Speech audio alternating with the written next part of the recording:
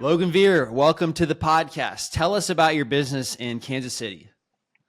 Yeah, so I'm primarily a wholesaler in Kansas City. I've been doing this for about 5 years now. We started right before pandemic in 2020, and we scaled pretty quickly. We got, I think, just under 100 deals our first year, and we've been consistently doing between 100 and 150 wholesale deals in Kansas City Metro about every year. I think last year was pretty low. I think we might have dipped just below 100. It was kind of a low year anyway, but yeah, that's typically 8 to 10 deals a month, just like clockwork. That's awesome, man. So how did you end up getting started in 2021? Oh man, I had a business partner who we were talking about going into business anyway. He wanted to get into real estate. I grew up flipping houses with my dad. He knew nothing about real estate, but he had a hell of a lot of money, and that kind of merged together. He just wanted to do flips and rentals. We kind of discovered the wholesaling thing pretty quickly and realized that there's a lot of opportunity there, and so. He still does flips and rentals. I try to do a little bit of that when the opportunity presents itself, but I primarily just wholesale. I discovered that pretty quickly, and it worked for me. Got it. Well, what were you doing before? Oh man, I was a youth pastor for a while. I still do a little ministry on the side here and there when it's needed, and I was in all kinds of stuff. Like I said, I grew up flipping houses. Me and my dad flipped houses all in my teenage years. I owned a small company when I was in high school, just cleaning restaurants and stuff. I've kind of had an entrepreneurial mind my entire life, so it's just kind of been whatever presents itself. I did trucking for a couple of years or so. Yeah, just whatever's around. Got it. All right. And so you got into, I mean, I know your dad was doing real estate investing, but like why did you decide to, was that helping further your ability to be a youth pastor? And I'm assuming that doesn't make, quite as much money and would help No, the no. mission there, or Most what? people in Blends a ministry whole don't make lot. much money. No. But the people skills do blend pretty well. Hmm. I think a lot of the service oriented nature of ministry does prepare you for serving your customers in whatever industry you're in. But in real estate, the majority of the time, I'm dealing with people at the lowest part of their life. Usually, when they're selling me their property, it's usually because something bad has happened. They've had a divorce, or they're in probate because their mom died, or whatever it is, and so the fact that I can have a service oriented attitude towards those situations, I think is a huge advantage. Even if it wasn't good for me business wise, I'd still be doing it. But it turns out it's also good business wise. Yeah. Got it. Yeah. So how did you do 100 deals in your first year? I mean, that's very rare, actually. Because 2020 was killer for real estate. Hmm. Just like, so we bought our first flip that year that we were just going to do ourselves. I'm always been a numbers guy. I pretty quickly figured out how to do the numbers on rehab, how to do my ARV estimates, all that kind of stuff. And I predicted this house. It was a junker in KCK. It wasn't very big. It was only a two bed. I thought we'd resell it when we were done for 125. That I think was accurate, but in the month that it took, the ARV went up 15,000. We sold it for 140, and that type of stuff just kept on happening in 2020. Everything that we estimated a month later was out the window because prices were skyrocketing so much. And so, like, it didn't even have to be a good deal most of the time to what I would now consider a good deal for stuff to sell. There's also some benefit to ignorance. We didn't know what we were targeting as far as profits on deals. And so there were a lot of deals. I remember specifically our fourth or fifth deal that we did was inner city KCMO. It wasn't a nice house, but for whatever reason, it was in this nice little pocket of area where a lot of people wanted to be in. And we made, I think, 28,000 on that deal. We weren't even trying to make very much money. We just knew it was worth the money. And that was happening a lot that first year where we just didn't know what we didn't know. And that was actually to our advantage. So how have you now done, continued to do 100 deals per year ish in a time where it's not quite as easy? Right. Yeah, no, the market sucks right now. The big thing is I'm so much better at my job now than I was then, and that works better now. I have a regular meeting that I do about once a month with a company called Think Like an Investor, where we just need to get in the heads of what are buyers actually looking for, and then seeking those types of things out. And right now, like a lot of the old strategies that were working when the market was super hot aren't working anymore. And so we have to be a little more targeted as to what types of deals we're trying to do. And so, yeah, I mean, the volume goes down a little bit, but it's always going to do that when the market downturns. Like that's not an unlikely thing to happen. We just got to be smarter about what we're targeting. What is your marketing strategy? Marketing strategies. Can't give away all my secrets. Good old fashioned cold calling is a good start. I am not a big fan of the whole overseas VA thing. All of my cold callers are people who are born and raised in Kansas City who know the areas really well, and that comes across really well when they chat with sellers. When they say, "Yeah, I know that 7-Eleven up the street. I used to go Right. there all the time." That type of stuff is killer. Mm-hmm. I don't think cold calling is as dead as all the gurus try to make it out to be. You just got to be smart with how you do it, and you can't pay $3 an hour VAs to do it. You're not going to get your return on that, I don't think. Yeah. I've got good employees in my office that make good money doing cold calling because it's a vital part of our strategy. We do other things. I had probably the best deal of the year so far that I got last night that was from a postcard lead. And so, like, direct mail still works for Mm-hmm. us. We don't do text blast anymore just because of all the legalities that are surrounding that. Yeah. But we still do ringless voicemail marketing every once in a while. A lot of just like referral business. Once I've been doing this as long as I have, probably 1 to 2 deals a month I'm getting just from referrals on past deals, and usually those are the killer ones. Yep. I just did a triplex in Shawnee a month or so ago, and the seller randomly told me, "Oh, by the way, my sister is trying to sell 9 acres down out in the country and everything." That types of deals are killer because nobody else has those leads. Yep. How you said that now you're way better at your job than you were in 2020. So I was curious, like, what are some of those things you got better at? Networking, knowing all the good buyers in my areas and knowing what they're looking for is huge. Most of the time, I don't have to do huge group showings anymore. I don't have to do a huge email blast when I get a deal. Usually, when I get a deal, 30 minutes later, I'm on the phone with somebody who I know will buy that deal. Yep. That's huge. I don't have to spend a whole lot of money on the disposition side anymore because I know most of the players. Got it.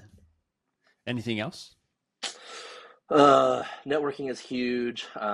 Getting tighter on your numbers is huge. Just like knowing what works and what doesn't. I think there's a lot of people out there that are scrambling from marketing strategy to marketing strategy, trying to get something to work. And in my mind, the key to marketing is consistency and doing the same thing for long periods of time. Like I said, the postcard deal that I had yesterday was killer. We've been doing direct mail marketing for 5 years now. I checked that postcard that she called me on was from October 2022. Oh, Like wow. some of these things just take time to come back around. So like just being consistent in our marketing. I think I'm better as a salesman too. That it's not salesmanship in the classical sense, but being able to present myself as somebody who will take care of people and will be the right person for them because there's tons of competition out there. Mm-hmm. I need to set myself apart, and I think I'm better at that than I was. I'm not a natural salesman, but I can talk to people fine. Got it. Yeah. So we've had Paul Myers on the podcast, and one of his strategies for separating himself from other wholesalers is like um, basically giving a big earnest money deposit, right? Sure. Yeah. Is that part of your strategy? Is that kind of what you mean? No, but I know somebody who does that, and it drives me nuts because I don't think it changes anything. I think for him, and I don't know if Paul's the same way, but I know for the guy I'm talking about, it helps him psychologically because he's more invested in the deal now, right? So Mm. he feels more invested into it because he's given this large earnest money. But like honestly, most of my competition, there's probably half a dozen, maybe 10 companies about my size in KC that I'm competing with that are legitimate competition. And the vast majority of the rest of the competition is 18 to 25-year-old dudes who are still within their first 10 to 20 deals. And those guys, generally speaking, can't put down more than $500,000 on earnest money and everything. So our standard that we put down, which is 2,000, is usually already a cut above everybody else. I don't feel the need to go too excessive beyond that. What's your team look like now? So I got 2 people do driving for dollars. That's their full-time gig. They're just out using DealMachine, checking out properties. Then I've got 2 people in the office that are cold calling all day long. I have those 2 that are full-time, like actual W-2 type employees. And I've got a few that are commission-based that kind of float in and out. And then I've got a dispositions manager that does all the selling of the deals when I can't do it on my own, and then me. That's the team. Got it. So you do cold calling. You recommended that as well. At your size, you have to do other marketing as well. Cold calling is probably 40% of our deals. Probably another 40% of our deals are going to be the direct mail. And then the rest, the remnant, is just a mix of referrals, the ringless voicemails, random touches here and there. I went to one this morning that was off Facebook Marketplace. We hit those every once in a while, but usually there's a ton of competition on those, so I don't usually mess with them too much, but that works sometimes. Got it. Yeah. No. Are you using our homeowner data, by the way? Have you tried that? So in general, and this is not a knock on DealMachine at all, but in general, I have a skip tracing service that I love that I've been using for forever that I've always felt has given me better data than everybody else. Probably once every 6 months or so, I'll go through PropStream, DealMachine, a couple other applications that we use and try out their skip tracing again and see if I like it better than the one that I've been using. And the answer has never been that I like it better. So that's our main thing. Honestly, I wish that something, whether it was DealMachine or PropStream or whatever else, would be the best at everything. And I've just never been able to find an app or a developer who can get their one thing to be our one-stop shop. Usually somebody's better at something than someone else.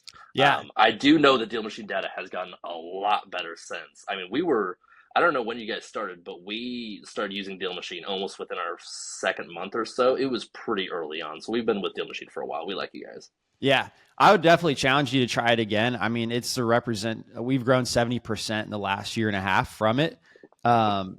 I would and there's other types of export settings that make a big difference too, whether, I recommend not family members, not relatives, not potential owners, right? And then you can actually filter by every single point of the skip tracing data prior to actually getting, the export, right? So you could filter by their age, you could filter by how long they've lived there, you could filter by their birth month, you could filter by, what their credit tier is, how much debt they have, income level. And so those are things unique to the platform that, if you just export everything as a percentage of contact rate, it wouldn't look good because you're getting all the extra family members, potential owners, et cetera, renters. But we actually filter that out too. So, man, I'd love to get. Yeah, I mean, I'll happily look into it more and try it again. I think it's been probably since earlier this year that I've tried DealMachine out again, and even that time I was like, this is better than it was for sure. Yeah, I mean, to your point, it's something that we're certainly aware of. That if you try to be the best at everything, then you can't be. It's just very difficult to be the best at everything. And so, I mean, we have specifically focused on and continue to double down on that data in particular, seeing that is the biggest opportunity, seeing that you don't have to wait 45 minutes to export 7,000 leads, which is literally what some of the other apps that you mentioned take. It's right away, right? So I'm excited. I would love to actually, give you whatever you need to try it out. Yeah, I'd love to. I mean, the biggest thing for us is like efficiency, right? The more time we can spend actually on the phone with real sellers and everything, the better, right? Anything that improves that for us is huge, right? Every time, usually what I do when I try new stuff out is I pull the exact same list with multiple different platforms and then have different ones of my cold callers dialing through it and figuring out like who's getting the most answers, who's getting a hold of the right amount of people. And it's consistently been the same service that I've been using for forever. But the other thing is there's cost analysis involved as well. We're skip tracing thousands, tens of thousands of leads a month. And that adds up after a while when you're paying for a lot of it. So yeah, I'll look into some more of the DealMachine stuff and see what we're looking at. Yeah.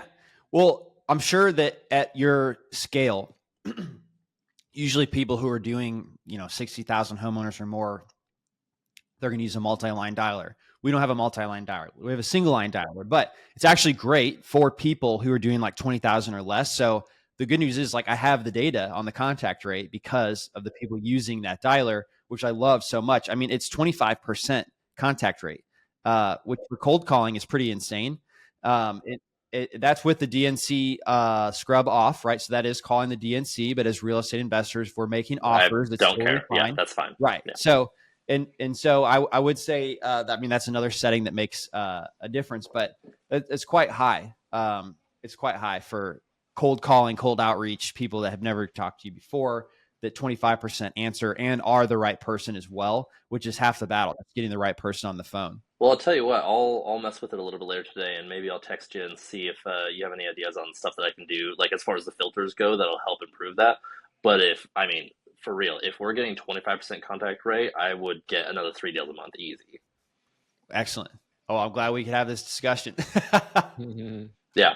Love it. What other kind of data do you have you found yourself wanting, but maybe don't know how to get? Freaking divorce and pre-foreclosure. That's the big two. I love doing those deals. I specialize in those deals, but I feel like it's a shot in the dark every time we're trying to get a hold of those people. Let me talk about the divorce real quick. I had a family member who just went through divorce, and I kind of observed what happened. It was a year plus long process that they had from the time they had filed to the time where it was finalized, right?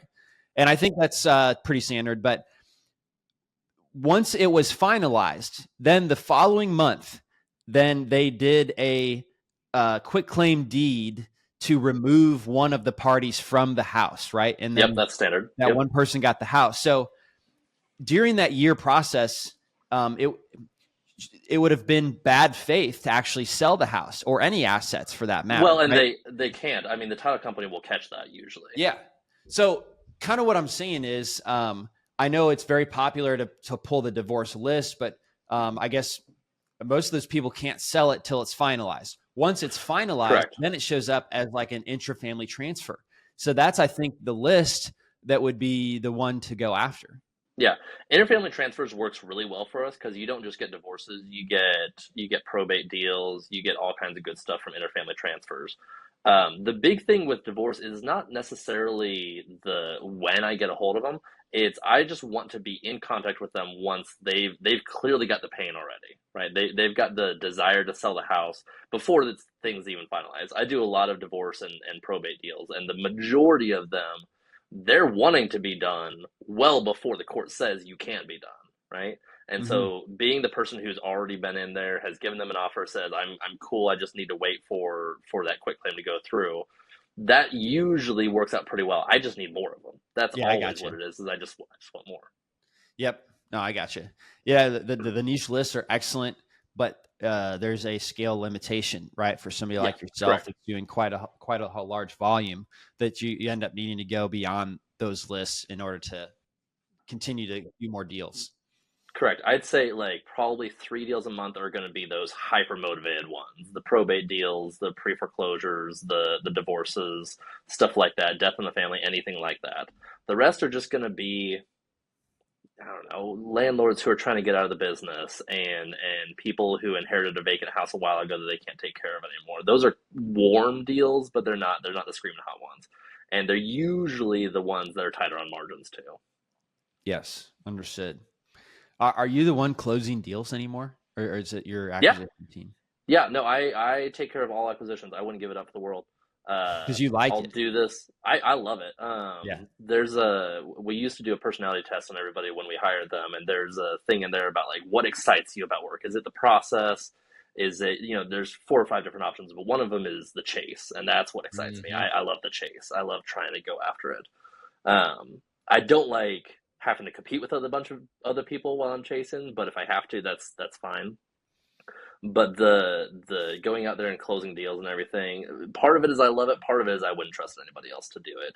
This is my business. I don't want anybody else really messing with, in my mind, the most important part of the business. If we're not buying right, and this is the same whether you're a wholesaler or a flipper or a landlord, whatever you're doing in real estate investing, if you're not buying right, and no, it doesn't matter what strategy you use, and you could be Airbnb, you could be pad splitting, you could be doing whatever. If you're not buying right, it's going to suck no matter what. Somebody on your team do the dispo for you? Yep, I got somebody who does the dispo for me. Like I said, I've got decent relationships with a lot of the repeat buyers that we have. So we probably have 12 to 15 guys or so that I know really well personally that buy probably 2/3 of our inventory. And so those are easy. Usually dispo doesn't even have to touch them. But my dispo manager is really good at then the last third that I can't sell to any of my normal repeat buyers, usually because they're just a little skinny. He's really good at hunting down one-off buyers for those.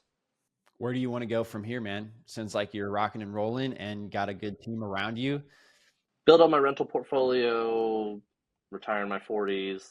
I don't know, something like that. It's just fun right now. I'm 30 years old. I'm doing fine. I got plenty of room to grow still, but probably some of the next 10 years I'd like to go ahead and mentor and apprentice somebody who can be the future acquisitions person, so I can take a little bit more of a step back. I got a 3-year-old and a 6-month-old, like to spend some time with my kids as they get older and stuff, but honestly, we're kind of living the dream right now. We got everything going for us. Oh, I bet, man. That's fantastic. Super happy for you. Do your kids know what you do? Do they get involved? Yeah, not a ton yet. The 3-year-old is starting to get it. So we're one of the things me and my wife decided when we were doing the real estate thing and knew that there's a decent chance that we'd be wealthy enough to leave our kids a lot of stuff. I've seen that go south so many different times. A lot of people with their kids, they leave them the world and the kids end up super lazy and everything. So we decided each of our kids get one rental. So I've already found the one that's going to be for my daughter, my 3-year-old. And so as she gets older, she's going to go with me to maintenance calls to it. She's going to help me pick out renters when she gets old enough to do it. By the time she gets into high school, she's going to be doing most of the work on the house herself. And then when she turns 18, that transfer it to her.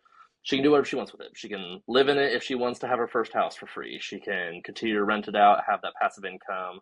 She can sell it, pay for her college that way. She can do whatever she wants with it. Hopefully by that point, I'll have trained her enough on investing to know what's going to be the best decision for her. But that's kind of the legacy we want to leave to our kids, is enough to have a head start, but not enough to be lazy. Man, that's cool. What a cool opportunity to grow up and be able to make decisions for something that you own and have equity in. And that's super cool, man. Ryan, are you giving your kids houses? The plan was to have a house per child, and now we have exceeded the number of houses we have versus children. So now that's a good place to be in. Well, really appreciate you, Logan. Where can people find you on social media? Man, I do not mess with the social media much at all. I'm on Facebook, but if you want to buy stuff, hit me up. I can give you some information, like website and stuff like that. But yeah, I mean, I'm just trying to do business. The one thing I will say is if people want to learn how to do wholesaling and you're in our local area, I'd love to train you. I do this probably once every couple of years or so. I have a couple people who I train to do wholesaling. Most of them are still in the industry. They do a couple deals, 2, 3, 4 deals a month themselves now. It's a good way of making yourself an investor without having to have all the money right up the front and everything. I think it's a great career path. It's not for everybody, but I love training people. If people want to do that, I'm all for it. So Logan Veer on Facebook is where people should go. Good enough. Awesome. And what's your website? People want to buy stuff. Yeah, it's reinventkcproperties.com. Reinventkcproperties.com. Yep. Thank you so much, man. Great. I hope you have a great rest of your day. Appreciate you sharing. It's going to be great. Can't wait. For sure. You guys have a good one. You too, man. Thanks for listening to the DealMachine Real Estate Investing Podcast. Please leave us a review and follow along wherever you're listening to your podcast.